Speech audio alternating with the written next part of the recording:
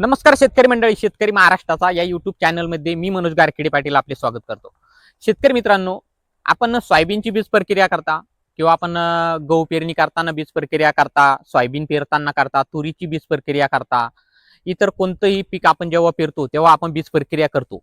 पण आपण कापसाची बीज प्रक्रिया करत नाही का? तर त्याला ऑलरेडीच बीज प्रक्रिया केलेली असते आणि त्याला थायमेथेक्झॉमची बीज प्रक्रिया केलेली असते।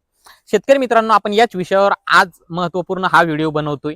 आपल्या चॅनलला जर सबस्क्राइब केले नसेल तर सबस्क्राइब नक्की करा, व्हिडिओ शेवटपर्यंत बघा, व्हिडिओ आवडल्यास शेअर नक्की करा आणि एक लाईक आणि व्हिडिओ आवडल्यास एक कमेंट नक्की करा। शेतकरी मित्रांनो, कापसाची बीज प्रक्रिया म्हणजे कापसाचं जे बियाणं आपण लागवड करणार याची बीज प्रक्रिया शेतकरी करत नाही।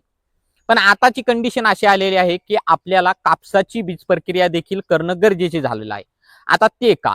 शेतकरी मित्रांनो, मागील वर्षी फ्युजेरियम विल्ट या रोगाने इतका जास्त प्रमाणात शेतकऱ्याचे नुकसान केले की एकरचा प्लॉट असू द्या, 2 एकरचा असू द्या, अर्धा एकर असू द्या किंवा 2 एकर मधला 10 गुंठे, 5 गुंठे, 2 गुंठे या प्रमाणात या फ्युजेरियम विल्ट मुळे प्लॉट बसलेले बघायला मिळाले। शेतकरी मित्रांनो, मी मागील वर्षी देखील फ्युजेरियम विल्ट बद्दल व्हिडिओ बनवला होता, आपल्या चॅनलवर तो व्हिडिओ होता। खूप जास्त प्रमाणात आमच्या गावात आमच्या गावात खूप जास्त प्रमाणात नुकसान या फ्युजेरियम विल्ट मुळे झाले होते। शेतकरी मित्रांनो, जर चांगल्या कीटकनाशकाची, बुरशीनाशकाची बीज प्रक्रिया जर आपल्या कापसाच्या बियाण्याला आपण जर केली तर निश्चितच या फ्युजेरियम विल्ट पासून आपलं पीक सुरक्षित राहू शकतं। शेतकरी मित्रांनो, यावर नंतर जेव्हा हा रोग आपल्या पिकाला आळा घालतो तेव्हा त्यावर नियंत्रण मिळवणं खूप कठीण आहे, कारण की तो रोग तेव्हा जमिनीतून बुरशीच्या माध्यमातून आपल्या पिकामध्ये संसर्ग त्याचा झालेला असतो आणि त्यानंतर आपण जर वेगवेगळे कीटकनाशक, बुरशीनाशक जरी जमिनीतून दिले किंवा फवारणीद्वारे दिले तरी त्यावर आळा घालणं 100% शक्य नाही।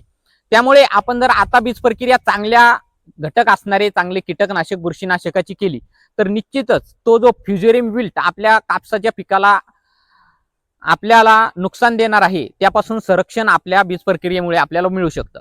तर यामध्ये तुम्ही चांगल्या कंपनीचं थायमेथेक्झॉम घेऊन जरी बीज प्रक्रिया केली, प्रति किलो बियाण्यासाठी 5 ग्रॅम 5 ml आपण जर याचा वापर केला आणि बीज प्रक्रिया केली, चांगल्या पद्धतीने जर याची बीज प्रक्रिया झाली तर निश्चितच फ्युजेरियम विल्ट या रोगापासून आपलं पीक सुरक्षित राहू शकतं। किंवा शेतकरी मित्रांनो, आपण PCT 410 हे जे स्पेशल आपलं बीज प्रक्रियासाठी कंटेंट मिक्स केलेलं कीटकनाशक व बुरशीनाशकाचं एक कॉम्बिनेशन आहे, ते आपण यामध्ये बीज प्रक्रियासाठी वापरू शकता। शेतकरी मित्रांनो, PCT 410 मध्ये 2 बुरशीनाशक आणि 1 कीटकनाशक आहे, त्यामुळे उत्तम दर्जाची आपली बीज प्रक्रिया यामुळे होऊ शकते। शेतकरी मंडळी, आपण इतर प्रत्येक पिकाची लागण करताना, पेरणी करताना बीज प्रक्रिया करतो, पण कापसाची आतापर्यंत शेतकऱ्यांनी बीज प्रक्रिया केलेली नाही। पण आज मी तुम्हाला विनंती करतो की आपलं कापूस पीक जर फ्युजेरियम विल्ट पासून आपल्याला सुरक्षित ठेवायचं असेल तर आपण बीज प्रक्रिया ही नक्की करा। शेतकरी मित्रांनो, PCT 410 वापरा 5 ml 1 किलो बियाण्यासाठी, किंवा आपण थायमेथेक्झॉम 5 ml 1 किलो बियाण्यासाठी वापरू शकता। शेतकरी मित्रांनो, आपल्या चॅनलला जर आपण सबस्क्राइब केलेलं नसेल तर सबस्क्राइब नक्की करा। परत भेटूया एका नवीन व्हिडिओ सोबत। धन्यवाद।